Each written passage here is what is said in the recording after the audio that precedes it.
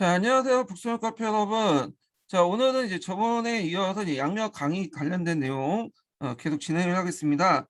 자, 양력 강의 하기 전에 이제 본격 내용 들어가기 전에 전 시간에 했던 내용을 잠깐 좀 다시 한번 정리를 해볼게요. 그 양력 계보도를 이제 보면 육구연으로부터 출발해서 이 왕양면, 그래서 이제 우파, 좌파 이렇게 나눠진다고 했죠.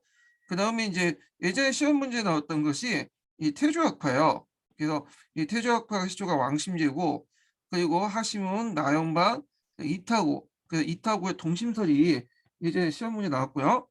그래서 이제 등장 배경 같은 경우에 사상적으로 성리학 교조화와 뭐 유학의 형식화 이런 것들을 볼 수 있고, 그다음에 사회 경제적으로 이갑제의 중심은 이제 항충 질서가 붕괴되고 전후의 지위가 상승되면서 상품화폐 경제가 발달되면서 종전의 이제 신분 관계가 무너지기 시작해요. 예. 그래서 주제학적인 어떤 정리론보다는 순발력 있는 양력학이 종전의 어떤 이런 붕괴된 신분 관계에 대한 붕괴된 그 사회의 어떤 형상을 잘 설명할 수 있기 때문에 확산될 수 있었다. 이렇게 보시면 될 것 같아요. 자, 그러면 이제 본격 내용 들어가 보죠. 이 왕양명은, 예, 이 사람은 원래 이제 그 주제학자죠. 이 사람은. 그 이 사람은 예전에도 얘기했지만 어 그 유명한 이제 사상가이면서도 행정가고, 그다음에 이제 뭐 복합제라든지 이런 것도 만들었던 사람이에요. 그래서 원래는 이 사람은 주제학자예요. 근데 이 사람이 이제 한때 기양을 갔어요. 기양을 가고 어디로 기양을 가냐면 기주의 양주라는 곳이 있어요. 용장이라는 곳이 있어요. 그래서 이 용장에 가서 한 달 기양 사진을 했는데 그들 거기에서 깨달음을 얻었죠. 이걸 용장에 오라고 해요. 그 대나무를 보다가 어, 깨달음을 얻었어. 주자가 대나무를 보다가 건물지지의 의미를 알게 됐다는데, 나도 한번 건물지지의 의미를 좀 알자. 주자식으로 한번 해봤는데 매일 쳐다봐도 이게 무슨 깨달음 없는 거야. 대나무를 봐도 그 순간 깨달음 얻었죠. 아, 주자가 말하는 건물지지는 잘못된 거다. 이 건물지지는 주자가 말하시고 밖에서 구하는 게 아니라 안에서 구하는 거다. 대나무를 아무리 봐도 무슨 거기에 그 네가 있냐. 내 안에 니를 먼저 깨닫는 게 중요하다. 뭐 이런 식의 이제 얘기를 하기 시작해요. 자, 그래서 이제 이 용정이 오는 종전에 이제 주자학장이 왕陽明이 양명학적으로 이제 바뀌는, 주작에서 자기 양명학으로 바뀌는 어떤 계기가 됐던 거야. 그러면 그가 이제 깨달았던 것 중에 뭐 어떤가 뭔가를 좀 볼게요. 자, 일단은 이 사람은 건물치지 해석을 달리했어요. 건물치지는 주작에도 있죠. 예. 원래 이 건물치지라는 말은 어디서 나왔냐면 대학에서 나왔어. 대학.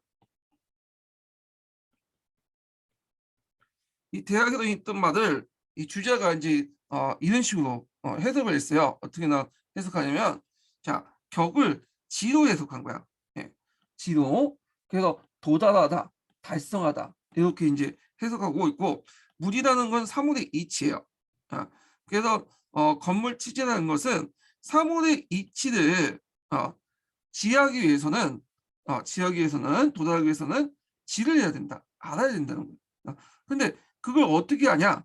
대나무를 통해서, 대나무나 이런 바깥의 사물을 통해서 어, 거경 궁리한 다음에 궁리를 통해서 알 수 있는 거죠. 예. 외부의 어떤 대상을 궁리를 통해서 아는 거야. 그러니까 이제 이 사람은 이제 주자는 대나무를 통해서 깨달음을 얻은 거죠. 예. 주자는. 자, 그래서 이런 것들을 뭐라고 하냐면 객관적 유심론이라고 해요. 그러니까 외부의 상호의 이치를 알면서 그걸 통해서 진정한 내면의 일을 터득할 수 있다. 외면을 알면서 거기 지식을 쌓으면서 내면의 나를 발견할 수 있다. 이런 것들이 건물치지예요. 자, 그런데 양명학에서는 이 대학의 건물치지를 다른 식으로 해석해요. 주자점을 해석하지 않아. 아까 얘기했던 그 방향명이 대나무를 봤다고 했죠. 대나무. 그래서 주자처럼 대나무를 봤는데 깨달음을 못 얻었어. 그 순간 다른 깨달음을 얻었죠. 자, 대나무 속에 네가 있는 게 아니라 내 마음속에 네가 있다. 그 네라는 것은 어디에 있냐? 양지라는 거죠. 양지. 마음속에 양지가 내 마음, 네다. 이렇게 이제 생각한 거야. 그래서 이런 식으로 다르게 해석한 거죠. 거시라는 거기라는 거는 정 바로 잡는 거야. 물. 조금이라도 뜻이 있는 신중에 물이라는 것이죠. 자, 지는 양지고 그걸 완성한다. 이 말은 뭐냐면 건물은 심을 부정을 잡고 치지는 양지를 실현하는 거다. 이게 무슨 말이냐? 해석을 하면요. 자, 우리가 이제 뇌물을 받았어요. 학교에 가서 우리 집안에 천지를 받았다 그래요. 예. 천지를 받으면 마음의 갈등이 생기겠죠. 받지 마. 받지 마. 네, 받아. 이렇게 막 갈등이 있을 거잖아요. 그러면 여기에서 물이라는 것은 받지 마야. 요걸 받으라는 걸 물이라 생각하면 안 되겠죠. 예. 그래서 내 그 조금이라도 그 양심이 있죠. 마음속에 그 양심을 바로잡는 거야. 그리고 이걸 바탕으로 받지 마라는 걸 바탕으로 원래 타고난 양지를 드러내는 거죠. 예. 그래서 내 부정한 마음을 대항할 수 있는 내 마음속에 조금의 그 양심을 부여잡고 그걸 다듬으면서 원래 타고난 양지를 발현하는 거. 이게 이제 건물치지야. 그러니까 똑같은 그 대학의 건물 취지를 가지고도 이렇게 그 주제와 양령이 다른 식으로 해석을 해요. 자, 그래서 이제 이걸 뭐라고 하냐 하면 주관적 유심론이라고 해. 마음속에 그 니라는 거는 세상에 미친 니는 바깥에 있는 게 아니라 대나무에 있는 게 아니라 내 마음속에 원래부터 타고난 거다. 양지 속에 있다. 그래서 내가 양지를 다 드러내면 그게 꼭 천리다. 그런 입장에서 이제 건물치를 해석한다. 그래서 좀 기억을 해주시면 되고요. 자, 그 다음에 이제 그 양령 왕양령이 육군으로부터 영향을 받았다고 했죠. 근데 좀 차이점이 있어요. 자, 육교이나 그 양명은 공통점은 심직량. 심에 꼭 니가 내려 있다는 거야. 그래서 이제 주제의 성직량하고 좀 다르죠. 근데 이제 육교연하고 이제 방향면이 좀 차이가 있어요. 인간은 세상에 태어나기 이전에 이미 천리가 존재했고 인간이 내재되어 있다. 이렇게 주장한 범에 인간이 그 양명은 인간의 심이 그 자체다. 심이 내재니까. 그러니까 천리라는 것도 존재해서 내가 태어나면 천리가 내 몸속에 들어간 게 아니라 내가 이미 태어날 때부터 내 유전자에 그 뭐냐면 네가 박혀 있다. 마음속에 네가 박혀 있다는 거야. 뭐 이건 뭐 그렇게 중요한 건 아니고 자 하여튼 이런 몇 가지 차이점이 있어요. 자, 그 다음에 이제 그 성인관을 볼게요. 성인관. 주제는 뭐라고 성립하냐면 원래 태어날 때부터 사람들은 다 이제 니하고 기를 다 동시에 타고나 있죠. 근데 우리가 이제 범인이라고 하는 것은 일반 범인은 왜 범인이고 왜 사대부냐 차이가 생길 수밖에 없다는 거야. 왜 그러냐면 범인은 이 기지대성이 기가 탁하기 때문에 원래 타고난 니가 잘 드러내지 않는 거고 이 사대부는 이 그 기가 청하기 때문에 물이 깨끗하면 그 안에 있는 것까지 다 보이잖아요. 그래서 잘 드러내 보이는 거다. 니가 그런 식으로 이제 뭐냐면 설명을 해. 그래서 태어날 때부터 사대부와 범인은 지배층과 피지배층은 이미 결정돼 있다. 그래서 사대부가 좀 위고 피지배층 밑에 있는 사람이다. 그러니까 사대부는 범인을 뭐 해야 된다? 교화해야 된다. 최대한 뭐냐면 타고난 기가 탁하더라도 좀 깨끗하게 만들어서 이를 청하게 하는 어떤 그 뭐냐면 사명이 있다. 뭐 이런 식으로 얘기하죠. 예. 그래서 이 교화는 일종의 사대부로서의 그 시의 어떤 표현이야. 예. 자, 근데 이제 이에 대해서 양명학은 다르게 생각해요. 기본적으로 모든 사람은 양지 양능을 가지고 있어요. 그리고 이건 동질적 평등해요.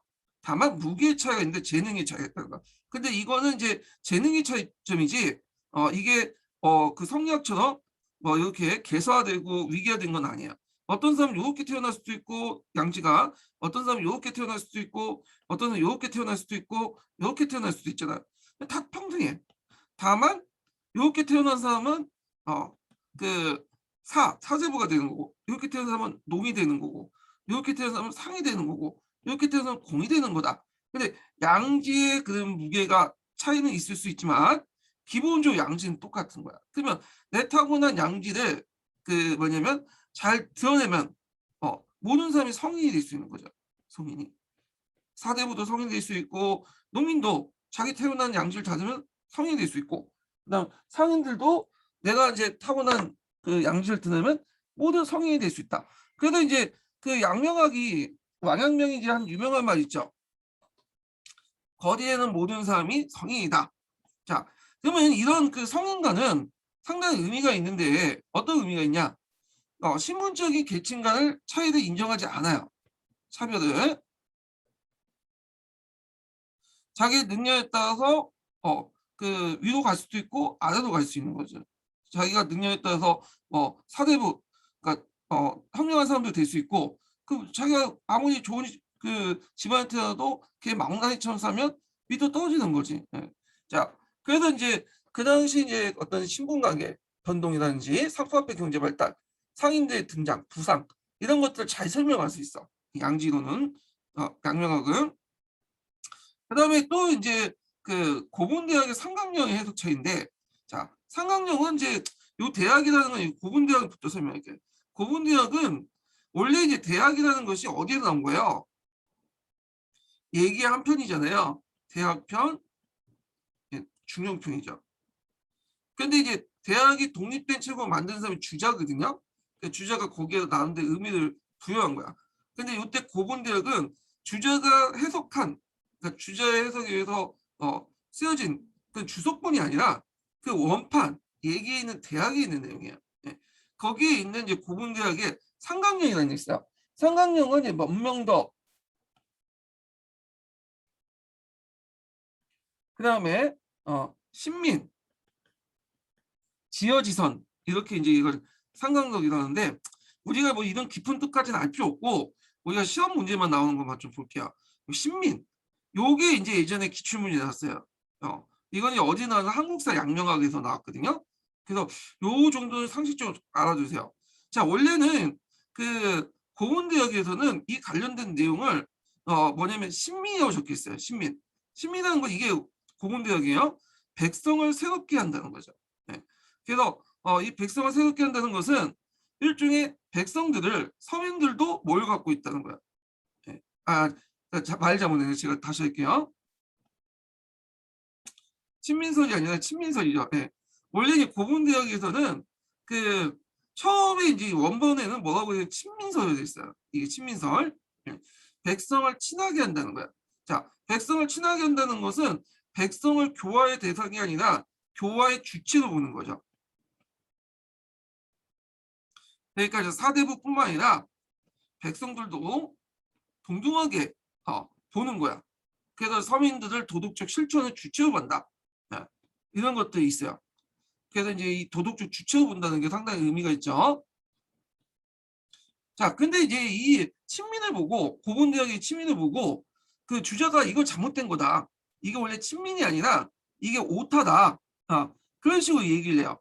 그리고 이거는 이 오타로 해갖고 이건 신민이다. 신이 아니라 신으로 봐야 된다. 이게 맞다. 이렇게 이제 주장을 해요. 그래서 백성을 새롭게 한다. 그럼 요때 새롭게 하는 주체는 누가 되는 거죠? 사대부죠. 사대부가 도덕적 우위에 있으니까 타고날 때부터 기지 청하잖아요. 탁하지 않고 탁한 그 서민들 도와서 좀 더 얘를 교화시켜줘야 된다. 네. 그러니까 얘가 위고 얘가 아래가 되는 거죠. 교화의 주체가 되는 거고 교화의 대상이 되는 거죠. 서민들은 도덕적인 어떤 대상일 뿐이지 자기 스스로 도덕적 주체가 될 수가 없어요. 예. 그러면 상하관계를 전제로 한 거야. 자, 그러면 이렇게 있는데 그 양명학은 이제 왕양명은 그 당시 이제 그 주작의 신민설 반대했어. 대본을 보니까 원판 보니까 신민 아니냐, 네가 잘못 해석한 거다. 그러면서 백성을 도덕적 주체로 봤다.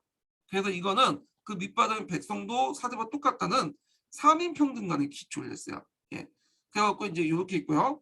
자, 그러면 삼인간을 볼게요. 삼인간이라는 건 산업공상이죠. 그 주작은 태어날 때부터 산업공상이 결정됐다는 거야. 예. 이렇게. 그래서 사가 제일 높고 공이 그 다음이고 그 다음에 공이고 그 다음에 상이다. 사가 기가 제일 착하기 때문에 청하기 때문에 네가 제일 발현될 수 있는 그 다음에 그 다음에 두 번째로 탁한 얘가 농이야. 네, 그래서 기가 중간 정도 발현돼요. 그 다음에 공상은 기가 탁하기 때문에 아예 안 보여. 네가 원래 타고난 네가 그래서 아예 안 보이는. 자, 그러다 보니까 계층화 되고 이게 차별됐다는 거야. 이게 주제학의 정분론이에요. 그래서 귀가 청한 사람은 이가 잘 드러나기 때문에 사대부의 이름만큼 행동을 해야 되고, 그 다음에 다음은 농민은 농민다운 행동을 해야 되고, 공인은 공인다고 해야 되고, 상인은 상인다고 해야 되고, 서로 간의 위와 아래도 내갖고 차별화된 질서를 그리는 게 이런 이제 뭐냐면 그 주제학이에요. 네. 사회적 계층성을 띈 신분으로서 이렇게 상하 인간관계를 강조했는데, 양력학에서는 그렇게 생각하죠. 재능론이에요. 그죠? 산업공사들은 다 똑같은 거다. 태어날 때부터 다만 이제 재능만 달랐던 거야. 얘는 뭐 수학자고, 얘는 국어자고, 얘는 과학자고 등등 다 똑같다는 거야. 예. 그리고 이제 자기 노력에 따라서 내가 이제 여기 뭐 그 예를 들어 농민이지만 자기 노력에 따라서 내가 타고난 이제 숨어 있는 뭐 학문적 실력을 발휘해 갖고 상위 그 저기 사대부가 될 수 있고, 사대보다도 내가 뭐 상인으로서 원래부터 태어난 능력이 있으면 상인이 될 수 있는 거야. 그래서 이런 것들을 갖고 이제 서로 다 평등하다. 다만 재능에만 차이가 있습니다. 기능적 분업에 따라 차이가 있고 각각의 지능은 다 평등하다. 자, 이게 3인 평등론이야. 인간의 천부의 재능에 분해 인정하면서도 다 똑같이 평등하게 보면서 3인 평등에 입각한 주제학적 정문론. 원래부터 타고날 때부터 이미 질서가 정해져 있고 상하 계층 간의 어떤 순서가 정해졌다. 이런 것들을 깨끗이 탈피하고 자기의 능력에 따라 타고난 건 맞지만 다 이거는 어떤 건 능력이 더 우위고 어떤 건 능력이 아래고 그런 게 아니라 다 평등하고 그렇다는 거다. 그리고 자기 신분에 맞지 않는 다른 것도 능력 태어나면 다른 신분 건너갈 수 있다. 자, 그러면 이런 그 양명학의 이제 3인과는 그 앞에 이제 그 친민설과 맞물려 가지고 뭘 한 거야? 어떤 사회적인 어떤 질서를 부정하는 거죠. 계급 평등을 계급 평등을 인정함으로써 계급 간의 어떤 그 상하 이동 이런 것들을 인정해 주는 거야. 유동성을. 그래서 영중기부터 이제 그 사회제가 막 유동화되고 계층 이갑제적 질서가 붕괴됐잖아요. 그런 사회적 형성에 딱 맞아떨어지는 거예요. 예. 자, 하여튼 이런 특징을 갖고 있다. 이렇게 보시면 돼요. 자, 그 다음에 이제 뭐 이렇게 있는데 나머지는 각자 보세요. 뭐 이렇게 이제 중요한 건 아니니까 이렇게 보시고, 그 다음에 이제 좌파, 우파로 분류되어 있는데 좌파는 양지설 적극적으로 해석해요. 양지라는 것은 원래 타고난 거잖아요. 예. 그래서 타고나서 그걸 잘 듣는 게 취향지죠. 그렇기 때문에 타고난 거기 때문에 알 필요가 없는 거죠. 그래서 학습을 경실해. 그러면 인욕도 천리라고 해. 이건 좀 더 나간 거야. 그 양력은 인욕까지는 천리라고 생각하지 않은데 얘네는 원래부터 타고난다면 인간이 가지고 있는 식욕이라든지 성욕이라든지 뭐 이런 것들은 다 뭐냐면 타고난 거 아니냐? 양지가 똑같다. 이것도 천리다. 이렇게 주장하죠. 그래서 이제 이렇게 있고, 그 다음에 우파 같은 경우에는 지나친 행동주의 를 비판하면서 수양의 필요성을 강조해요. 그러니까 아무리 타고난 거라도 뭔가 수양을 할 필요가 있지 않냐. 그래서 좀 주제학과 이제 접근한 거예요. 그래서 이거는 왕阳明의 사고교회 해석 차이 가지고 이제 그 싸웠던 건데, 요거는 그냥 이런 게 있구나 넘어가시면 될 것 같아요. 여기까지 시험 문제 안 나오니까 그냥 내용만 이제 넘어 보시고.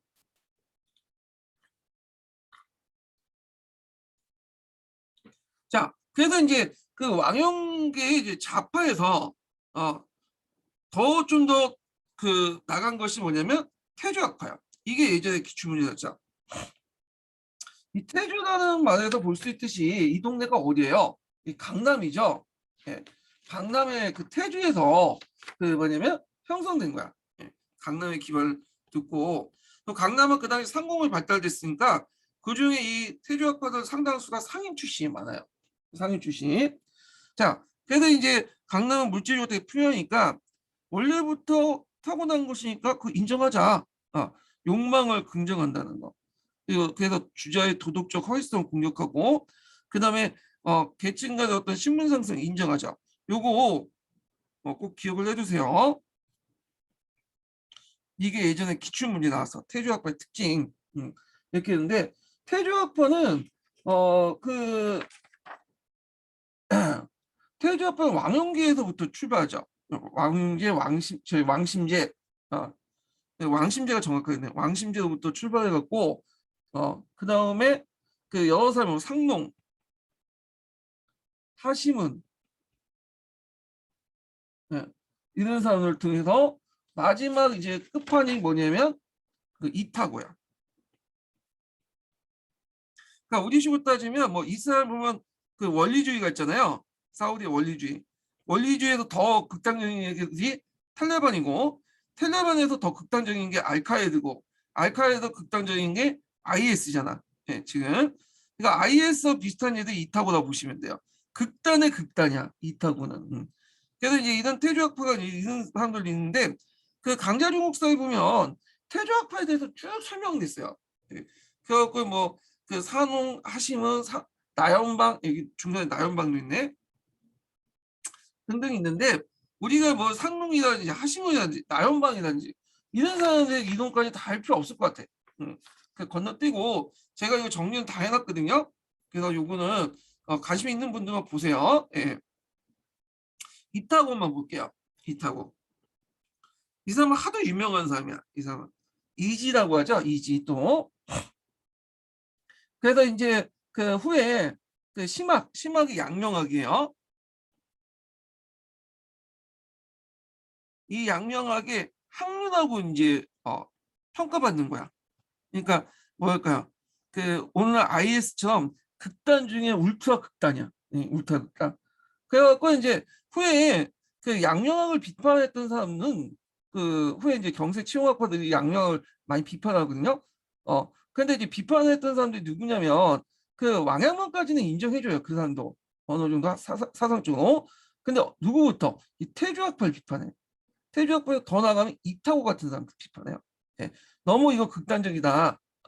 그래갖고 이제 그 경세 치용학파가 나중에 그 형성된 배경도 이렇게 경세 실용학파 그렇게 형성된 배경도 이 양명의 어떤 극단성, 너무 마음의 문제로만 치중돼 있고, 기존의 도덕을 다 무시해버린다 해갖고 이렇게 비판하는데, 다 이건 태조학파와 이타고를 이제 대상으로 하는 거예요. 자, 이타고의 사상관을 보면 그게 동심설이 있어요. 그게 도덕관을 볼 수 있는데, 자, 이 사람은 뭐냐면 거짓 없는 순수한 마음, 이걸 동심이다. 이 동심한 거 볼까요? 어린이 마음이죠. 그래서 어릴 때 이 양지라는 것들이 이제 있어갖고 이때 제일 순수했다.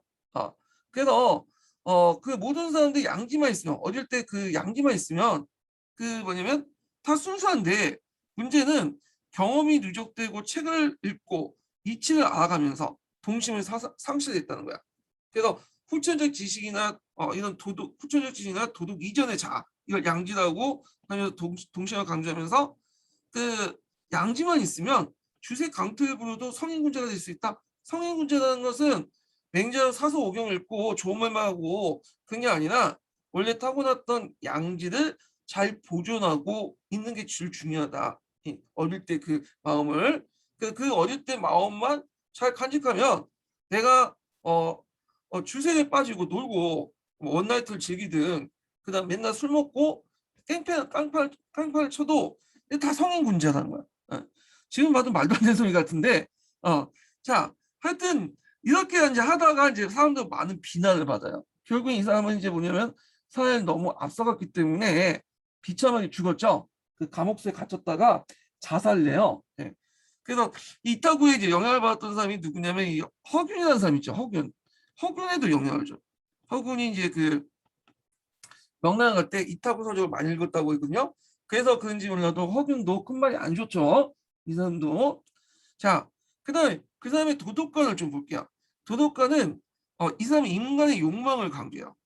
그 윤리 도덕이라는 건 성인의 가르침과 경세에 나온 것이 아니라 일상생활에 나온다고 주장해요. 그래서 이 사람의 도덕관, 도덕이 필요 없다, 그게 아니에요. 예, 도덕이라는 건 있어야 돼. 근데 이 도덕의 기준은 어디에 있는, 사서오경에 있는 게 아니야. 유교 경전에 있는 게 아니라 우리가 일상생활에서 뭐냐면 체득했던 그 기준에 있는 거야. 그러니까 그게 이제 도덕이라는 거죠. 그래서 이 사람은 욕망을 인정하면서 이 욕망을 사회의 여러 가지 조건과 이 관계 속에서 적절하게 발현되고 뭐냐면 그 표현하는 거, 이걸 균형을 맞추는 것이 이게 도덕이다. 그래서 이제 성인의 가르침에 이런 것들은 도덕이 될 수 없다. 이렇게 주장을 해요. 그래서 이제 이런 내용을 이제 보시면 되는데, 자, 그러면 이제 그 밑에 가와 나는 이제 그거 관련된 내용이고요. 자, 그 밑에 난을 보자. 이게 동심설이죠. 요건 좀 기억을 해주세요. 하도 유명한 말이니까. 자, 아이의 마음은 진심이다. 만약 아이의 마음이 올바르지 않다고 생각한다면 진심을 인정하지 않은 것이다. 아이의 마음, 동심이 난 거짓을 버려 순수하고 참되어서 처음 가진 생각의 본마음이다. 그러니까 내가 태어날 때부터 있었던 마음이야. 어떤 뭐 성인 그 경전이라든지 이런 것들 통해서 습득한 게 아니라, 자, 만약 아이의 마음이 잃어버리면 참된 마음 잃어버린 거다. 그래서 이제 동심성을 강조했고요. 그다음 그의 도덕관을 볼 수 있는 게 가죠. 만일 사욕이 없으면 사람의 마음도 없다. 수학 관련은 사욕이 있기 때문에 밭을 갈고, 녹봉을 받으면 사욕이 있기 때문에 관리가 되고자. 아니, 맞는 말이죠. 우리가 여러분들 뭐 월급 안 준다면 교사 될 리가 없겠죠. 교사가 되고자 하고 교사를 돼서 이제 돈을 벌겠다는 마음도 이 사욕이에요. 근데 이 사욕 자체를 마치 문제가 있는 것처럼 얘기해 버리면 그거는 문제가 있다는 거야. 사욕이라는 건 당연한 이치다. 사욕을 부정한 도덕론은 문자 그림 속에 떡과 같다. 예. 그러면 사욕을 부정한 도덕론이니까 이제 뭐야? 성인의 가르침과 경세에 있는 내용, 유교의 가르침이죠. 그러면 이 사람은 도덕이 필요 없다고 생각한 게 아니라, 도덕이라는 거는 인간의 욕망을 적절하게 규제하고 표현하는 데 있는 거지, 욕망 자체를 무시하고 억압하는 데 있다는 게 아니에요.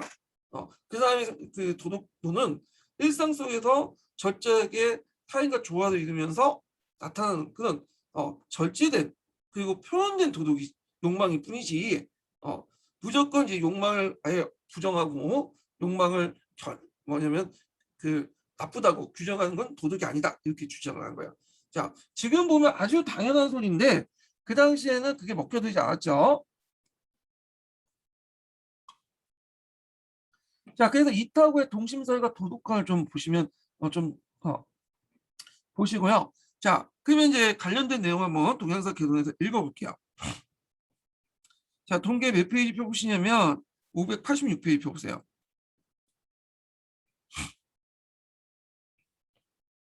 자, 송대 발단 주작은 주자의 이기이혼론을 성중에 포함하면서 사상적 완성됐다. 그러나 양명학은 이에 반대해서 이기 이론론을 바탕으로 심증리를 바탕으로 심히 인간의 주체여 인간의 사회와 우주의 주인이라는 사실을 읽어냈고, 주자학은 지행합의설과 치양지설을 도출했다. 지행합의설이라는 것은 뭐냐? 지라는 건 양지예요. 양지가 행하는 대로 양지는 행동과 연결된다. 이게 지행합의설이거든요. 예. 그래갖고 이제 안과 행동이 같이 합의된다는 것보다는 양지가 꼭 행동이 연결된다. 이 양지의 근본은 이제 그 왕양에서 인이라고 했어요. 인. 인은 뭐냐? 사람을 애틋하게 느끼는 거죠.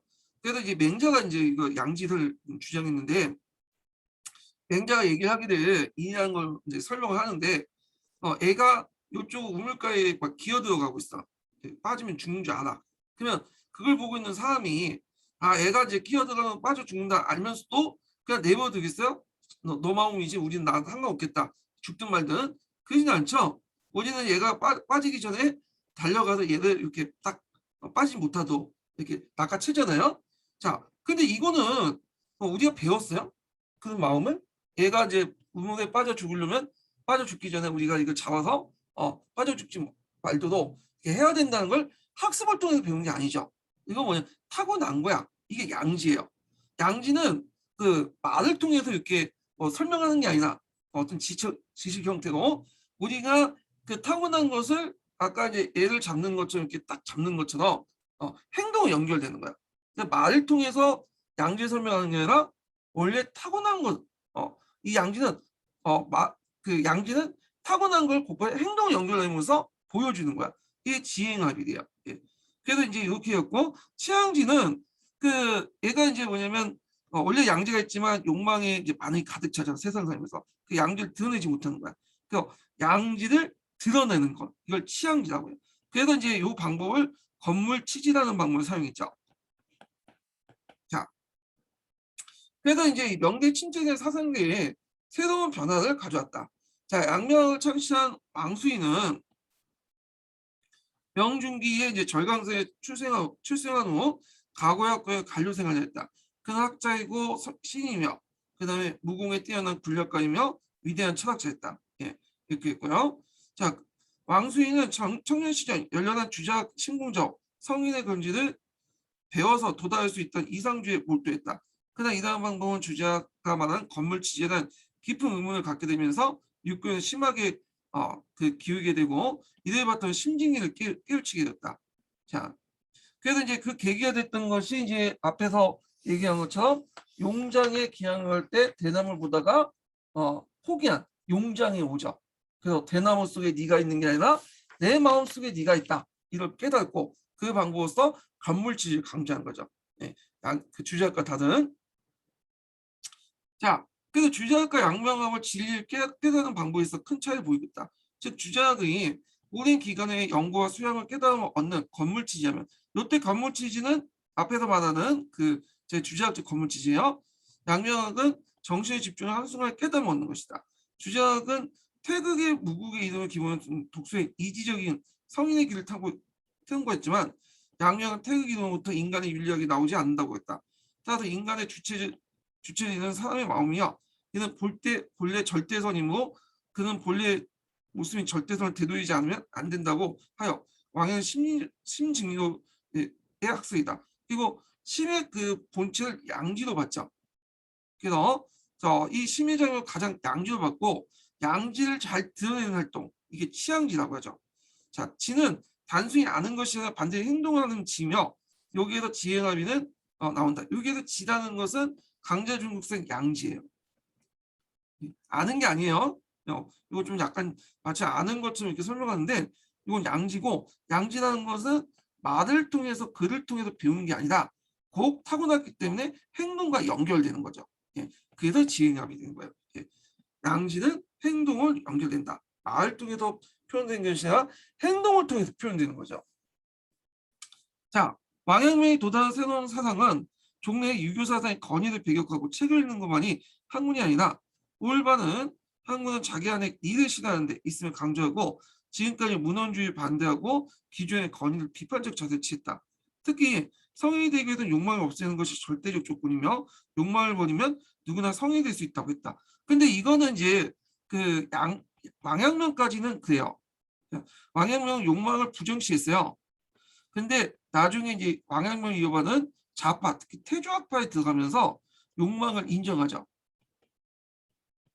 그리고 그 당시 이제 이타고에 가면 아예 욕망 자체가 이제 양지가 될 수 있다. 뭐 이런 소리를 하게 된 거죠. 그러니까 이제 왕阳明보다 좀 극단적이다 보시면 돼요. 이렇게 갈수록. 예.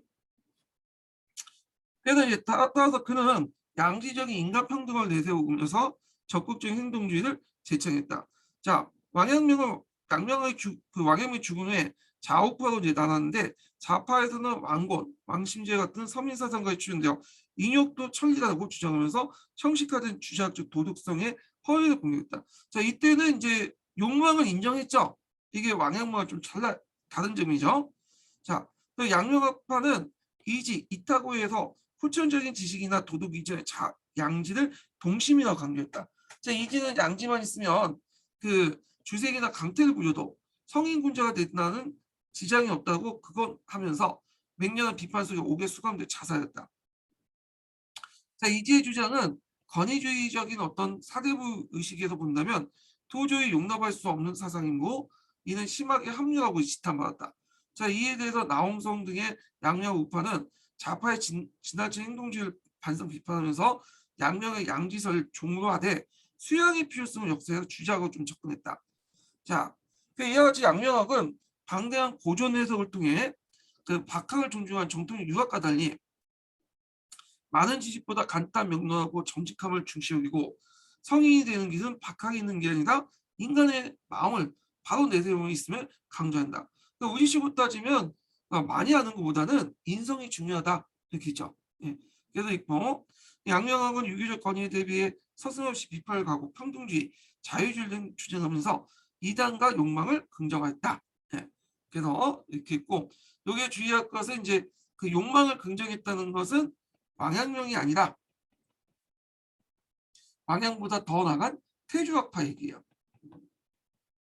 그래서 이렇게 좀 분별해서 보셔야 돼요. 예.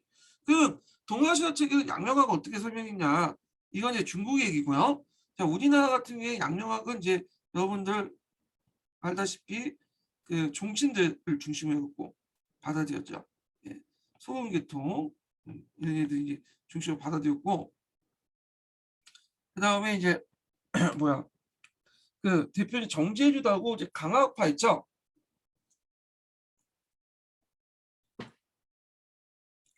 정제주를 중심으로 강화학파가 형성됐어요.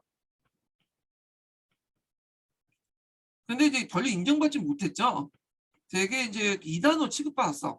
예, 우리나라에서는. 일본 같은 경우에는 지행합일 중에 얘네들은 행을 되게 강조했어요. 예, 행동을. 물론 양명의 자체 행동을 강조하지만 얘는 극단적으로 왜냐면 강조했죠. 그래서 이 양명학자들 보면 되게 보면 그 악보적 성향이 강해요. 반체제적 성향이 강하고, 예. 그래갖고 이 양명학파들 되게 이제 막부에서는 별로 안 좋아했어. 예. 그래서 행을 강조하고 그 사회적 실천의 개혁을 되게 강조했다. 반막부적이고 그런 성격을 갖고 있다 이렇게 보시면 돼요. 예. 그래서 제가 일본사 좀 예전에 강독할 때 그 일본의 양명학파, 에도 시대의 양명학파에 대해서 좀 얘기를 했거든요. 그 한번 예전 강의고요, 한 3년 전 강의인데 찾아서 보세요. 이 부분은. 자, 그다음 경세 실용 사상을 볼게요. 경세 실용 사상.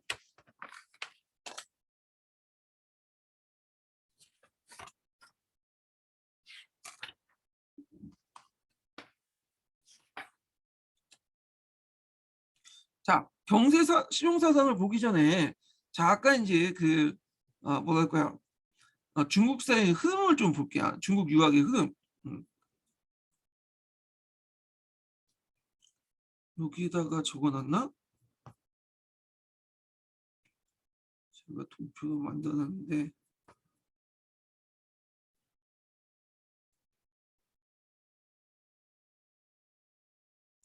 자, 보통 이제 유학을 이제 좀 약간 흐름을 좀 볼게요. 자, 보통 원시 유학에서 이제 근데 원시 유학은 공자, 맹자, 뭐 순자 이런 애들이야. 그 이제 두 갈래로 이제 또 나눠지죠.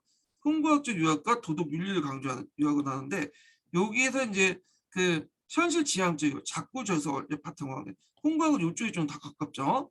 그래서 이게 이제 현실 지향은 이제 현실 개혁적이거나 현실에 맞게 유학을 반영시키는 그런 계열인데 이게 근문학파고요. 그리고 이제 이것이 왕한세 개혁 정책에 연결되고 그다음에 영가학파 그리고 요번에 나온 명말청춘 경세 실용학파 연결돼. 그래서 공양학과 연결. 자, 이런 흐름들이 이제 뭐냐면 현실 지향적인 흐름이에요. 현실의 사상이나 현실의 사상을 가지고 유학을 해석하거나 현실을 개선하려는 이런 경세적 성격을 갖고 있는 것이 이런 흐름들을 가지고 있다. 또 하나는 뭐냐면 작구나 주석을 갖다 붙이는 거죠. 훈구학이 대표적인 거. 그래서 훈구학에서 이제 이렇게 작구 주석이나 공문학과 연결되고 나중에 고중하고 연결되죠. 예. 그래갖고 이제 이렇게 이제 흐름이 있는데 명말 청초 때 이제 명나라에서 말에서 청초까지 이런 경세실용 고중학 공양학의 관계는 서로 주거니 받거니 하는 거예요. 그래서 경세실용에서 그 두 가지 측면이 있죠. 경세 실사굿이라고 경세치용이 있어요. 근데 이 고중학은 경세치용적인 성격을 버렸어. 왜냐면 이거 가지고 있다가 이제 청나라 정부부터 탄압을 받으니까 문자 욕을 그 당시 많았죠. 그러다 보니까 요건 경세치용을 버리고 이 청나라 때 고중학은 뭘 말하면 실사구실적인 성격을 받았던 거야. 그래서 이제 뭐랄까 학문의 도구, 그러니까 어떤 객관적인 어떤 그것만 파악하지 어떤 주관적인 느낌이라든지 어떤 정치 비판이라든지 역사를 평가하는지 이런 건 안 해요. 예.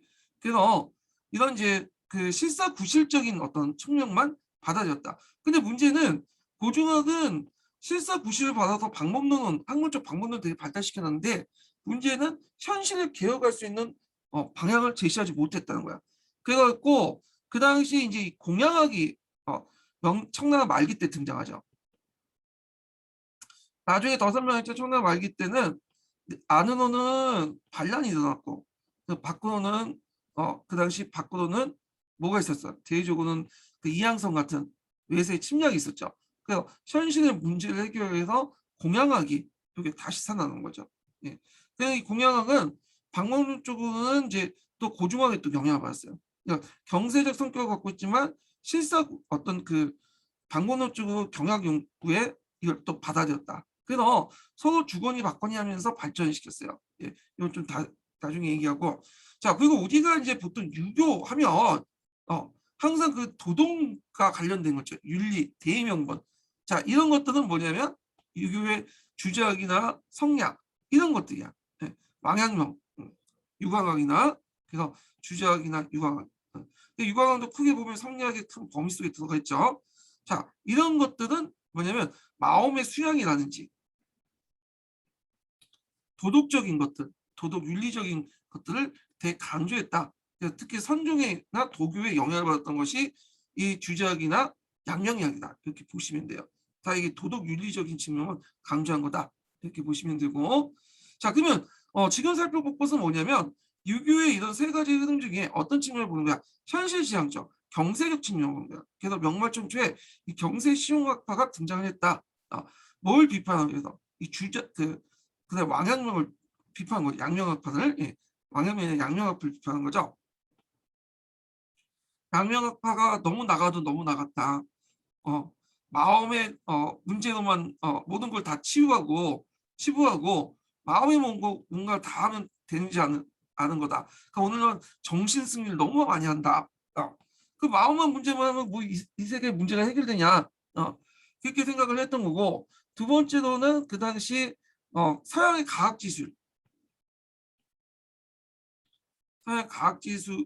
지식들이 들어왔던 거. 그 다음에 사회경제적 발전, 명만의 사회경제적 발전이나 이갑제 붕괴 이런 것들이 그 경제 실용 사상을 낳게 되는 거예요. 예. 자, 그러면 다시 이제 돌아서 여기 동양에서 개론 내용을 보죠.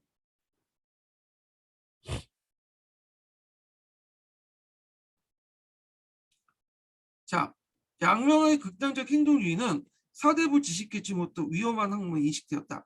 한편 서양 학문의 전례와 사회경제 발전 후 명말 사회경제 발전 후 실용주의 경세상이 사상의 주도를 하게 됐다.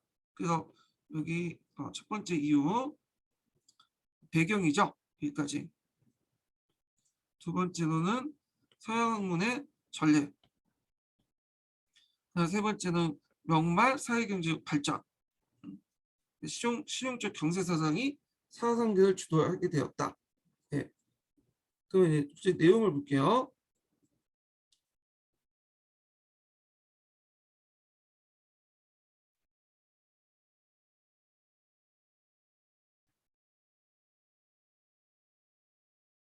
잠깐만요. 네. 자, 명대사의 유지원 이갑제 붕괴와 과거제도 교육제도에 의한 사상적 숙박부터 탈피, 그 호기심의 대상으로 여겼던 서양의 자연과적 그 지식의 수용 등으로 명말에 급격한 시대를 사상적으로 정리한 것이 경제 실용 사상이다. 그 내용은 제도의 틀을 벗어나서 시대를 구하고 학문의 관심도 중농이나 중상, 부민, 금융 등 실제로 국민 생활을 융택할 수 있는 것들을 하는 것이다. 그래서 종전의 성리학이나 양명학처럼 마음이나 어떤 그런 도덕적 문제, 도덕 윤리적 문제가 아니라 현실적 문제를 해결하기 위한 거야. 예. 자, 그 대표적인 학자는 서강대, 고현무, 황조희, 성대 왕구지가 있다. 그래서 경세치용학파들 상당수가 이 명말 청취했다는 사람이거든요. 그리고 뭐가 또 연결되냐면 고중학과 연결돼요. 그래서 여기 보면 이제 고중학적 고용무라는 사람이 있어요. 일지록을 쓴. 이 사람은 그 경세 그 실용사상이면서도 뭐냐면 고중학자예요. 예. 그래서 이 두 가지 있죠. 서로 연결된다는 거 기억을 해두시면 될 것 같아요. 자, 그들은 이제 학문 쪽 양명학 주자학과 그 계보를 달리하면서 아까 얘기한 것처럼 양명학과 주자학은 뭘 강조해서 도덕적 윤리적인 문제들만 강조한다고 했죠. 뭐 이와 기의 문제가 어떻고 뭐 이런 것들만 강조해. 예. 그 달리하면서 교육제도와 과거제도, 간지와 토지제의 가감한 개혁을 주장하고 있으며 역사 연구를 통해서 새로운 시대가 올 것을 뭐냐면 예견했다. 자, 먼저 항저우와 고용무 등은 당시 유행하였던 양력 신학에 대한 반문헌주의적 어떤 행동주의 점을 비판했다. 자, 이 양면 신학의 그 반문헌주의적 비판은 뭘까요? 이건 태주학파야. 왕양론까지는 인정해준다고 했죠. 네, 여기까지는. 태주학파는 너무 나갔다는 거예요. 선을 넘었다는 거죠. 자, 주작은 건물 지지에 도달하는 방법으로 유교의 경쟁을 고증적으로 읽어야 된다 강조하고 고증학적 역사 연구 방법을 통해서 역사적 사실을 규명한다 새로운 학풍을 익혔다. 자, 그래서 이제 항저우의 명의대법론과 고용무의 일종 그 대표적 저서로서 그 청대 그 고증학의 선구였다. 근데 왜 갑자기 주작이 나오는지 모르겠는데, 예, 주작의 건물 지지에 도달하는 방법으로 그 무슨 말이냐면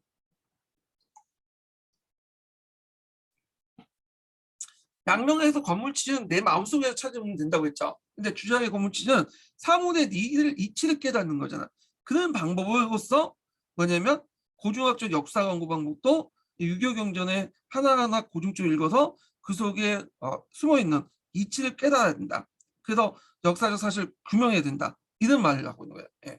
자, 그래서 이제 항주의 명의대법론과 고유명 일지록은 그 대표적인 저서 다음에 오는 청대 선구가 되었다. 우리가 이제 앞에서 이제 명의대박론 이 부분은 꼭 기억을 해두시라고 했죠. 요거는 자주 기출사료도 많이 나와. 요 항조이 자체도 예전에 뭐 기출문이 나왔죠. 그래서 뭐 항조이 일대기나 뭐 이런 고유문 일대기는 그 앞부분에 있어요. 예. 자, 역사학에서는 뚜렷한 명조가 없으나 정통적 역사 방법을 개선한 진방첨의 뭐 송사 기사반문. 자, 이거는 송나라를 사건 역사를 기사본만 뭐예요? 사건 중심으로 인과관계에 따라 서술했다는 거고 원사 기사본말도 원사를 기사본말 사건 중심으로 재편집했다는 거야. 그래서 사건 중심의 역사를 편찬했다. 그 다음에 이제 그 송나라 때 문헌통고의 제도사 방법을 이어 왕기에 송문헌통고, 그러니까 문헌통고의 속편이다, 2편이다 이렇게 보시면 돼요. 자, 그래서 문헌통고가 있으며 명일대 사적을 자세하게 기록한 학명실록은 영대 역사연구의 기본이 되었다. 지리학엔 친명을 받고 이연이 착수한 대명일통지가 전국 각지의 풍문을 기록하고 입밖의 여러 외국의 사정도 자세히 기술하여 명의 위치를 가시했다. 자, 그래서 명만에는 지방의 그 사정을 적은 지방지, 부주, 현지 등의 편찬 사업이 활발하게 일어났고 진행돼서 종래 중앙 중심에 편찬됐던 자료가 지방까지도 확대되었다. 자, 그리고 이제 여러 책들이 나오는데 여기 명말 때 이제 시용주의 학품, 그러니까 이제 경세 시용학품이죠. 그래서 이때 이제 경세 시용학품은 이제 경세 시용학품은 농학과 자연과학 방문에 큰 업적을 남겼는데, 그래서 이제 그 교과서에 보시면 그 경세 시용학파들 얘기할 때 그 몇 가지 책을 꼭 얘기를 해요. 예. 그래서 여기 이제 몇 가지 책 보면 서강계라는 사람 있죠.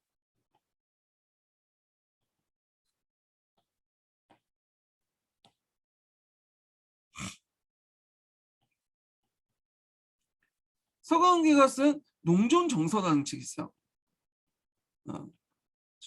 요건 꼭 기억을 해두시고요. 자, 서강계의 농촌정서는 유럽의 학술설 창구에서 농종인 농업 기술을 해석한 책이에요. 두 번째로는 이시진이라는 사람 있죠. 자, 이시진의 본초 과목이 있어요. 네. 자, 그래서 이 본초 강문은 이제 어떤 책이냐면 그 당시 이제 그 이시진이 이제 쓴 책인데 약초를 분류해서 그 효용성을 설명한 책이야. 의학책이요. 네. 그 약재를 이제 분류해갖고 뭐 그 효용성을 설명한 책이 이신의 본초 강목이다 이렇게 보시면 돼요. 본초라는 것 자체가 약재예요. 약재를 나눴다. 그러니까 강목이라는 것은 이제 강과 목을 나눴던 강목체 있죠. 이와 비슷하게 중요한 약재와 부차적인 약재 이렇게 나눠갖고 쉽게 찾아볼 수 있도록 쓴 책이 그 뭐냐면 이신의 본초 강목이다 이렇게 보시면 돼요. 자, 세 번째로는 송홍성이라는 사람이 있어. 자, 송홍성이 천공괴물이라는 책을 썼어요.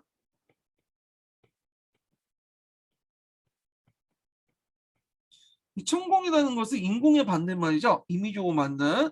그래서 그 인공의 반대물로서 자연물이라는 거야. 자연물. 근데 이 자연물을 이용한 거. 그래서 다듬어 갖고 만들어서 사용한 걸 천공괴물이라는 거야. 그러니까 자연품, 어, 자연 있는 애 그대로 그것을 다듬어서 만든 기계에 대한 설명이야. 주로 이제 수공업 짓기라든지 이런 것들 설명한 거야. 그래서 이걸 기계 도금이라고 해요. 그래서 천공괴물은 자연에 있는 것을 다듬어서 인공적인 걸 만든 다음에 만든 것을 말하는데 그게 이제 기계 같은 것들이다. 그래서 기계를 이제 도감이라는 것은 그림과 함께 같이 설명을 했죠.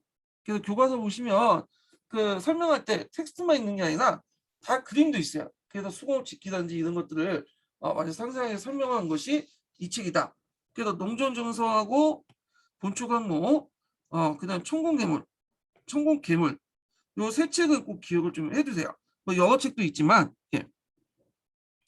자, 그럼 한번 읽어볼게요. 자, 이 시즌의 본초 과목은 약물학과 신문학에 대한 전서이다. 그 모원이가 무비지는 병학에 뛰어난 업적을 세웠고 또 유럽 사람들이 건너옴으로써 서양의 과학 지식이 전해져 그 영향은 농학의 백과전서에 서강계의 농림전서와 서양 역법을 만들어 중국 역법을 근본적으로 개혁한 순종 역사와 농공업의 이론과 실체대 그림을 설명한 소금서의 천공계문이 있고 철포의 구조를 설명한 조사 중에 신기보였다. 철포라는 것은 그 대포 있죠. 대포하고 그 조총을 얘기해요. 이걸 얘기한 거고 그래서 서양식 무기, 하양 무기를 얘기하는 거고 자 그러나 이제 막말 중국인들의 서양 문화에 대한 태도는 극히 일부분의 삼각절 제어구는 정통적인 중화 사상을 인하여 적극적으로 이를 연구하여 받아들이지 아니고 받아들인 것이 아니고 단지 호기심에 이끌 정도고 새로운 과학 기술은 실생에 이용할 만큼 널리 보급되지 못했다. 이렇게 볼게요. 자, 그 다음에 문학을 보죠. 자, 문학하면 송나라 때 대표적인 문학 장르는 뭐예요? 소설이죠, 소설. 명천시대 때 대표적인 장르는 물론 예전에도 있었지만 명천시대 때 소설을 많이 읽고 대표적인 문학 장르였다. 이렇게 보시면 돼요.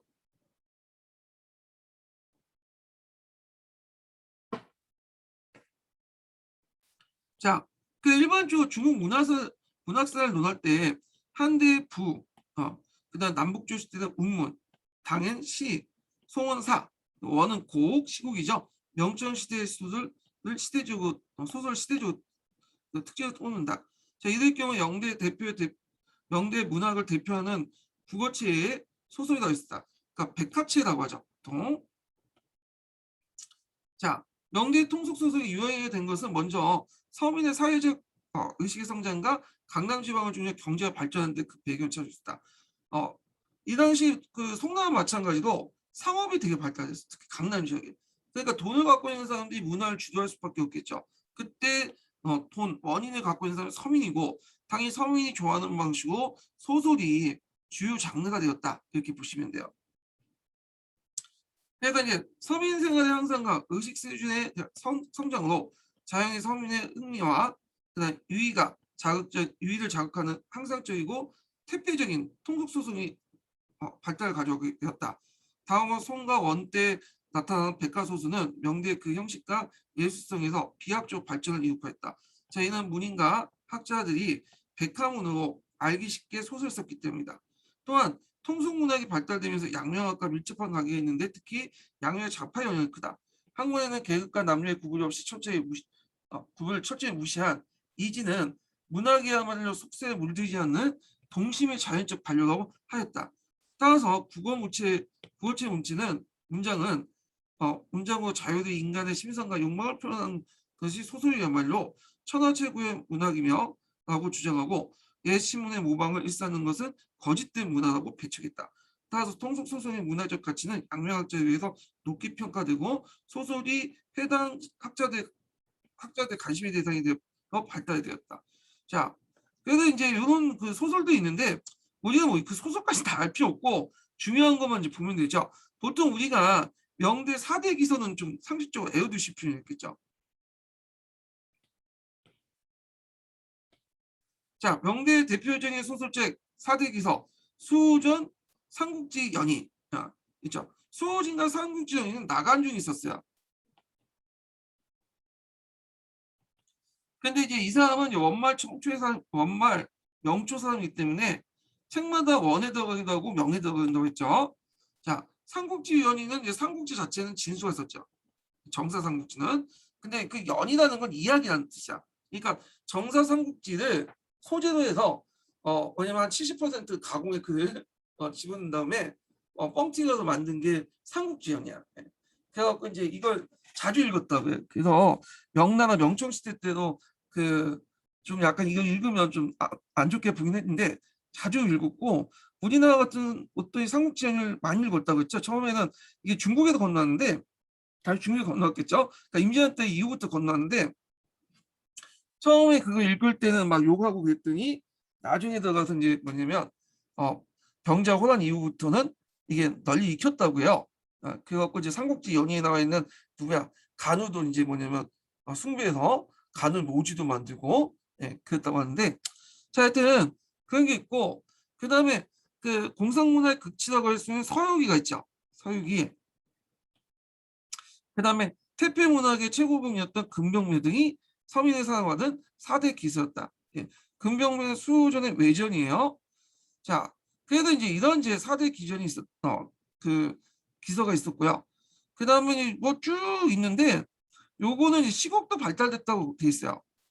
그래갖고 이제 명초 때 나왔던 살국이 뭐 자기, 배열정 이런 것도 있고, 그 다음에 이제 사대부 무인들이 만든 시국 작품으로서는 비파기, 형차기, 그 다음에 목낭전, 항옥이 이런 작품도 있다. 요 정도만 기억을 해두시면 될 것 같아요.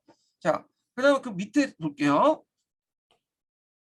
자, 이와 같이 16세기 말부터 17세기 때, 즉 명만에서는 소설과 시국 등이 통성문학 등이 널리 유행된 것은 서민사회, 사대부 서민사회 발전 후 종래의 고도하고 고양 위주의 심으로 만족할 수 없었기 때문이다.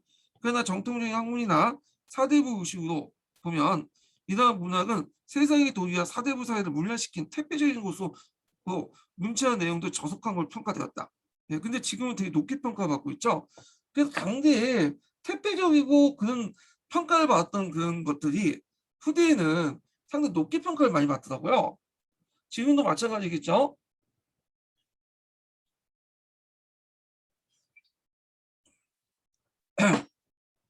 자, 그 다음에 미술과 공예인데, 미술은 이제 이게 뭐 미술 명대 미술학원 북종화라든지 남종화로 양립되었다.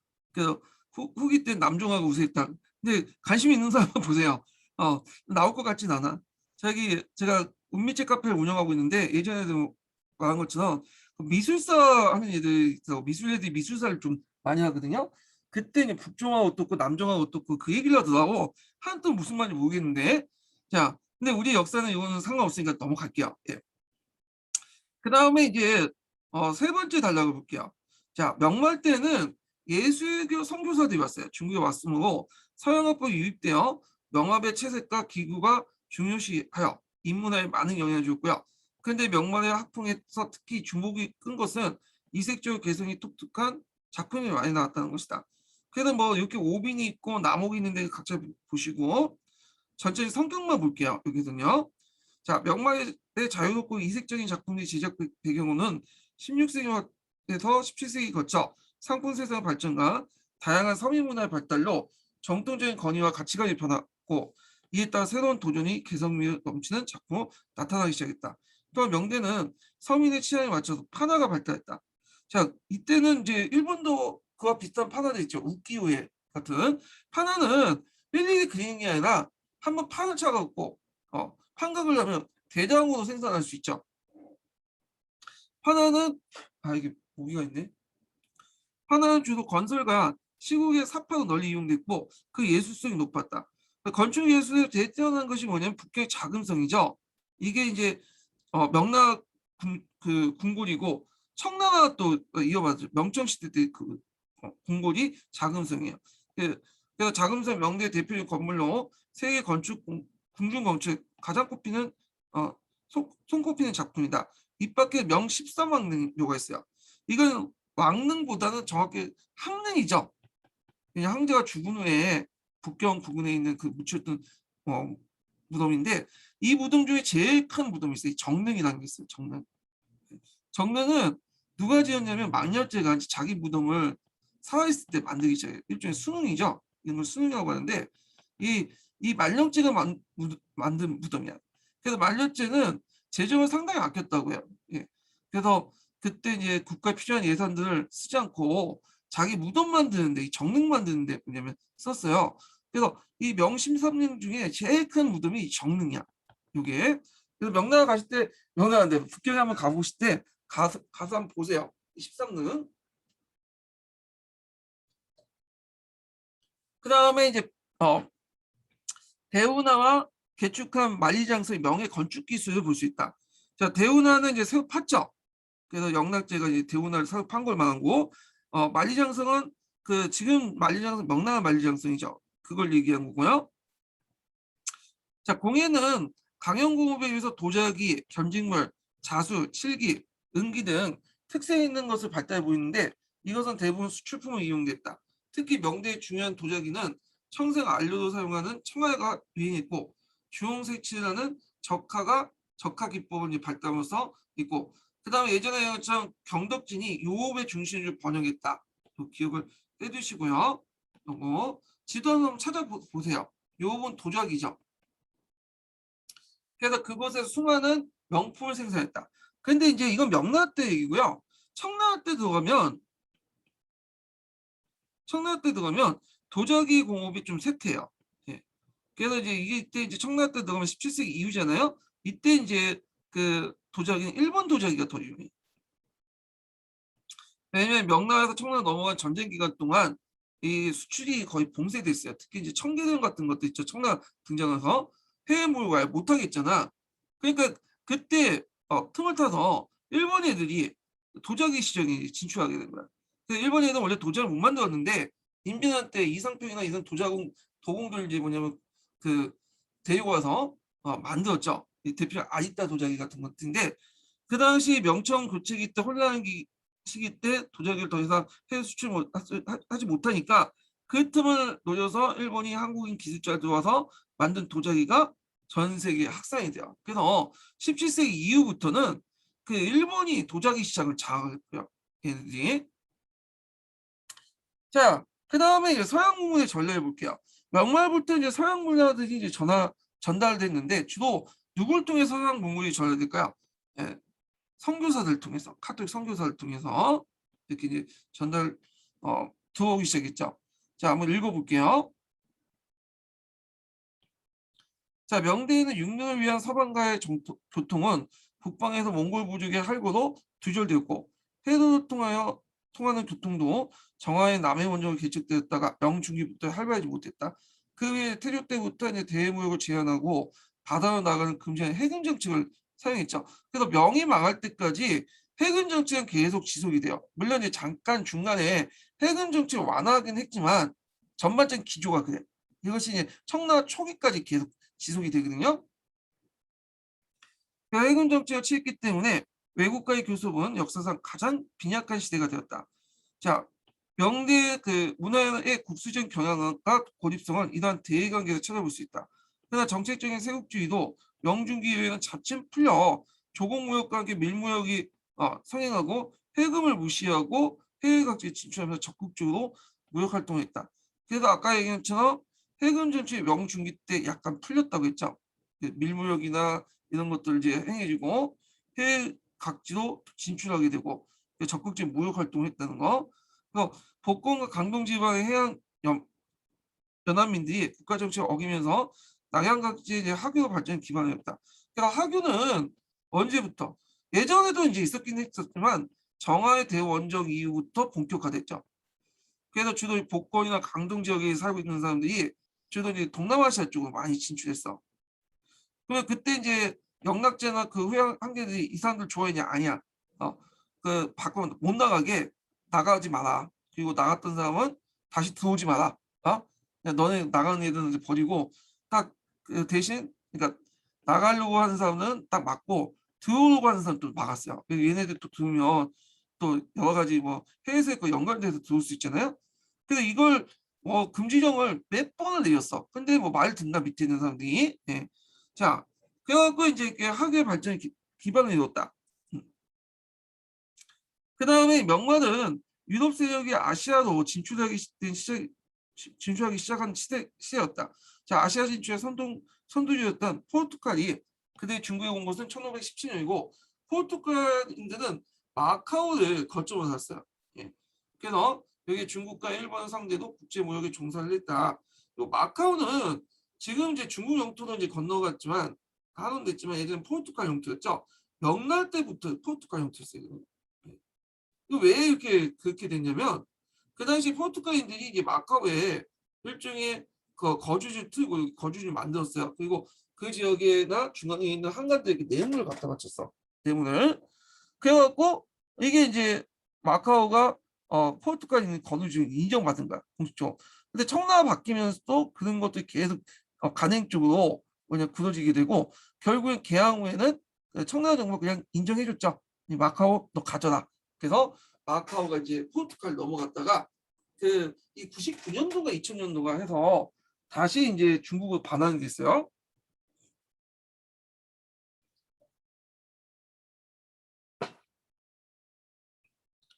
자, 그래서 유럽 상인들은 중국의 견직물, 도자기, 차 등을 가져갔고 그 대신에 대량의 은이 중국에 유입되면서 명나라 은본위 화폐 경제를 발전시킨 데 큰 계기였다. 그래갖고 은이 이제 그 당시 명나라에서 상당히 높은 교환비를 가지고 금하고 교환된다고 했죠.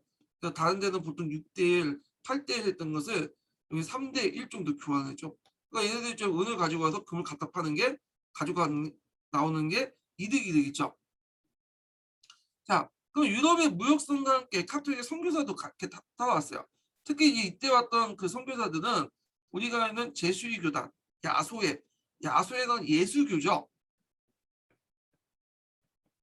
이 예수교회원들 예전 서양사 한번 얘기했을 때 얘기했는데 얘네들은 그 당시 잃어버린 카톨릭 영역을 찾으려고 이걸 메꾸려고 아시아나 아메리카로 이렇게 진출한다고 했죠. 자, 선교사들 앞장서서 동방에 진출했는데 제수이 교단 예수교로 있기 때 예수교가는 예수회네. 예, 예수회. 자, 예수회는 종교개혁에 상실한 구교의 교세를 신천지인 아시아에서 만회하려고 선교사들 파견한 것이다. 선교사들은 종교뿐만 아니라 최신의 또 학문과 기술을 익힌 인류 전문가들이래요. 자, 그들은 중국에 와서 기독교와 함께 최신 학문과 기술을 전하면서 중국 그 학색 신선한 자극을 줬다. 주로 이제 뭘 전파했냐면 천문학이라든지 그 다음에 뭐 지리, 세계 지도 있죠? 예, 지도라든지 그 다음에 또 이제 그 무기 같은 거 있죠. 불량기포 뭐 이런 것들. 그래서 이제 이런 것들은 다 중국인들이 필요한 실용적인 지식이에요. 그래서 중국인들은 물론 믿는 사람도 있지만 대부분 상당수가 지배층들이 그 종교보다는 카톨릭보다는 이런 거에 관심이 있었고 일단은 그 중국에 머물도록 한 거죠. 그래서 예수의 선교사들은 처음 동아시아에 들어온 사람은 프란시스코 사비에르라는 거예요. 자, 그는 1549년 일본에 도착한 후 1552년에 중국에 대한 포교를 위해 마카오로 행했는데 같은 해 말 그 강동만 사촌도에서 병을 죽었다. 그의 유지를 이어서 다수의 선교사가 들어왔는데 그 중에 가장 유명한 사람은 예전에도 시험 문제였던 마테오 니치죠. 네. 중국 이름은 이마두라는 사람이에요. 이 사람은 예전에 어떻게 나왔냐면 이 사람이 중국에 올 때 무슨 길로 왔는가 물어봤어. 바닷길. 그러면 나갈 때 유도 갈 때는 무슨 길로 갔을까요? 간 게 아니죠. 이 사람은 그냥 여기서 죽었어요. 그렇기 때문에 그냥 중국에서 묻혀서 죽었다 이렇게 기억을 해주시면 돼요. 다만 이제 중국 갈 때는 그 바닷길을 이용했다. 예, 이게 예전에 시험 문제 나왔으니까 기억을 해두시고요. 자, 그럼 마카오를 상륙하여 중국에 대한 포교를 시작하였는데 처음 활동한 곳은 강동 부근이었다. 자, 그의 수학, 천문학, 지리학 등은 사람들 관심을 끌고 세계 지도와 그 다음에 지구의 홍초리 같은 걸 사용해요. 새로운 지식을 소개했다. 그 때문에 이제 갈리오 학자도 교회당을 방문한 자가 점차 늘었다. 자, 여기에서 세계 지도가 있죠. 요거는 우리나라 때도 전파됐죠. 본영 만국전도죠. 예. 요거 예전에 10년도 기출문제 나왔죠. 제가 한국사 시간 때 또 설명을 했어요.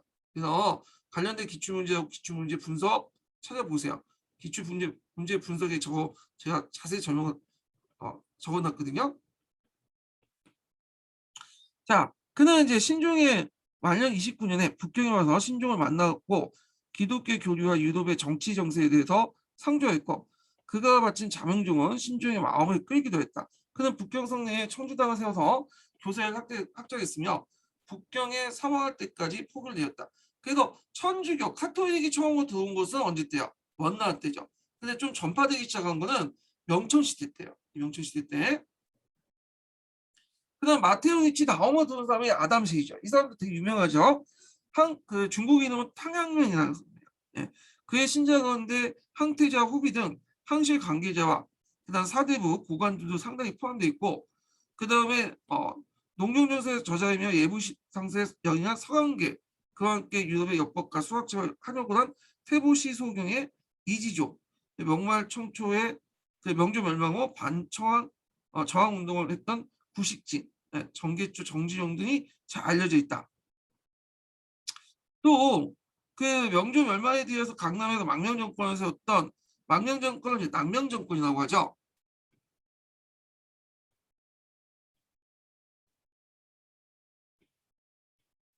자, 남명 정권을 세웠던 영령당은 그 일족 등 그 측근의 신자가 많았으며 이들 신자들은 로마 고향에 그 원조를 청하는 서신을 보내기도 했다. 마테르니치가 중국어에 편찬했던 천주시리와 유쿠이트 기하학을 소개한 기하공법, 세계 지도인 동영만국전도가 특히 유명하다. 자, 중국인들 이들 통해서 이제는 중국에 없던 새로운 학문과 지식을 접할 수 있었다. 근데 여기서 좀 볼게 동영만국전도는 앞에 설명했고 천주시리는 꼭 기억을 해주세요. 이거 우리나라도 봤죠. 네. 천주라는 것은 뭐냐? 천주는 하나님이란 뜻이야. 가시죠. 서양의 기독교 갓을 뭐와 이끌어시켜서 봤냐? 상제와 이끌어봤어. 그래서 이제 얘네들 이제 예전에 고대 유학 중에 상제가 있었잖아요. 그래서 이 하나님은 처음 들어온 게 아니다. 우리가 소개하는 그 가시한 존재는 처음 이렇게 온 게 아니라 이미 고대 유학부터 믿고 있었다. 고대인들이 문헌 봐라. 거기 보면 상제가 나와 있잖아요. 상제가 하나님이다. 그리고 너희들이 말하는 그 하늘의 니는 그 천리라는 거 있죠. 이 하늘의 천리라는 것은 이건 존재하지도 않는 거다.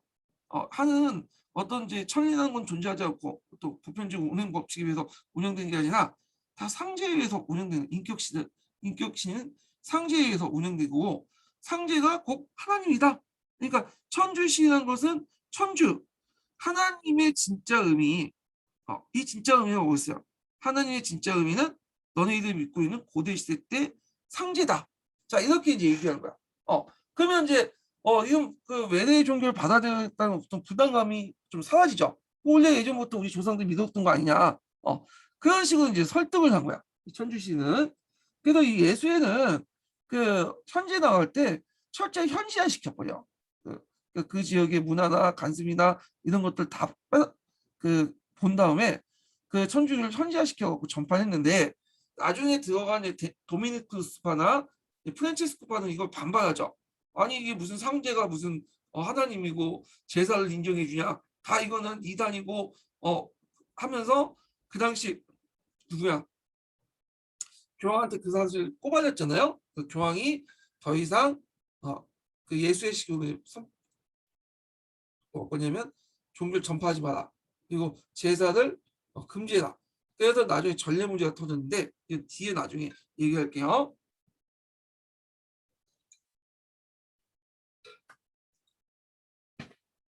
자, 그래서 중국인들은 이를 통해 이제까지 중국에 없던 새로운 학문과 지식을 접할 수 있었고 그 중에서 특히 큰 의미가 있는 대포, 역법, 지도 등 실질적으로 밀접한 기술 분야였다. 그래갖고 대표적인 이제 대포가 동아시아 교과서에 나오죠. 블랑키포, 포르투갈에서 들어왔죠. 홍이포, 이것도 외국에서 건너왔어. 네. 블랑키포는 되게 특이해요. 대포가 있으면 대포에 이렇게 뚜껑이 있어. 그 뚜껑 열면 여기에 이제 얘가 모포고 어머니포고 자포들이 쭉 있어요. 자포를 끼웠다 발사시키고 또 다음에 자포를 끼웠다 발사시키고 연속 사격이니까. 그리고 홍위포는 상당히 큰 포죠. 어마어마한 포야. 그래서 영원성 전투에 홍위포를 맞고 누르하치가 죽었다는 전설이 있어요. 예, 이게 사실인지 사실 아닌지는 아직까지 확신하지 않지만 그만큼 상당한 이제 포를 가지고 왔다. 예, 스페인과 포르투갈부터. 자, 하여튼 이렇게 이제 그 선교사들이 가지고 왔던 이런 지식들은 상당히 실용적이었다. 예, 이렇게 보시면 될 것 같아요. 자, 쭉 읽어볼게요. 서강계는 마테오네치부터 유럽 학위의 우수성을 듣고 대포의 주조로 한계 건의에 숙련 연간에 아담스에게 명하여 대포를 주조시키고 그 조작법을 교정하도록 했다. 자, 선교사들에 의해 만들어진 대포는 후군과의 전투에서 위력을 발휘하고 청해 태조 누르하치는 폭탄의 파편에 의해 상처 입혀 사망을 생명을 잃었다고 한다. 근데 이건 전해지는 얘기이기 때문에 태조 그 누르하치가 이것 때문에 죽었는지는 아직은 정확하지 않아요. 문헌 기록에 정확히 나와 있지 않아. 이 부분은. 자, 이런 대표가 여진족의 수조에 들어갔으니 그 기쁨은 대단한 것이고 태종은 태포에게 홍위대장군이라는 그 최고의 뭐냐면 간지를 보여줬다. 왜냐하면 이 당시 이제 대표적 홍위포라는 게 있어요. 홍위포 아주 큰 대포였는데 여기에 대해 홍위대장군이라는 칭호를 준 거야. 예. 이걸 보니까 이제 최근에 그 아프가니스탄 그래서 미국 그 텔레반이 미국 무기를 가져와서 이제 쓰잖아요. 미국이 원래 정부군한테 준 건 정부에 갖다 파는 식으로 여기 생각나더라고. 갑자기 뜬금없이. 예. 자, 그래서 이제 계속 읽어볼게요. 아 이거 왜 모기가 이렇게 생겼냐? 자, 새로운 천문학과 함께 역학, 상학 등 또 중국의 역법에 큰 영향을 줬고 중국의 정확한 역을 만드는 데 상당히 여지를 보였다. 선교사가 정한 역학이 중국에 예전부터 내려왔던 것보다 더 훌륭함을 실증되자 그 선교사들은 이 분야에 대한 분야에서 중용되었는데 가장 이름을 알린 건 아담신이다. 그래서 이제 이 아담신이 만든 역법이 시연역이에요. 이 시연역은 그 우리나라에도 영향을 줬죠. 그래서 조선 후기 때 역법이 시연역이야. 조선 전기 때는 7.3이고 자, 그는 천문수의 기계, 포수 등에 대한 깊은 지식을 가지고 있고 1623년 이후 국경에 머물면서 많은 공헌을 했다. 자, 그런데 서양 과학이 이렇듯 물밀듯이 전개되는 와중에 중국인들의 서양 문물에 대한 태도는 다양했다. 즉 항제와 일부 의정자들, 지식인들은 서양의 학문, 지식 기술의 가치를 인식하여 이를 활용하는 데 여지를 붙였어요. 그래서 기술적인 측면은 자기가 필요하니까 이제 하는데 문제는 그 외의 것들, 서양의 어떤 철학이라든지 종교라든지 이런 것들은 별로 신경 안 썼어. 중화주의 의식이 사로잡혀갖고 그런 것도 신경 안 썼고. 자, 그러나 그것은 지배체제 유지하기 필요한 범위하에 든 학문, 천문학, 역학, 지리학, 대포 제조 등 최소한 실용면에 한정되었다. 또 생산과 관계를 갖는 농학과 강사학 분야에서도 그 실용적 지식만을 받는데 그쳤고 과학적 연구나 그 원리에 대한 깊이가 이해는 가지고 하지 않았다.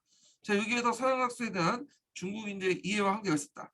이 밖에 중화주의에 젖은 사대부를 비롯한 유교주의자들은 서양 기술에 대한 전혀 이해가 없었고 관심을 갖지 못했으며 간혹 관심이 있다도 호기심에 벗어나지 못했다.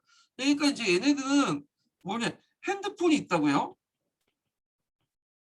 핸드폰 자체는 관심이 있어. 그래서 핸드폰의 사용법이나 이런 것도 익혀. 근데 핸드폰이 만드는 방법은 생각을 안 해요. 예. 핸드폰은 그 핸드폰을 사용하는 방법으로서 그걸 사용하면서 자기의 편리함을 추구하지 핸드폰이 어떤 위치에 만들어졌고 작용했는지 그건 생각 안 하는 거 비슷해요. 그러니까 그걸 생각 안 하니까 새로운 핸드폰을 만들 수가 없죠. 자체적으로. 예. 자, 그래서 이제 이런 내용이 있고요.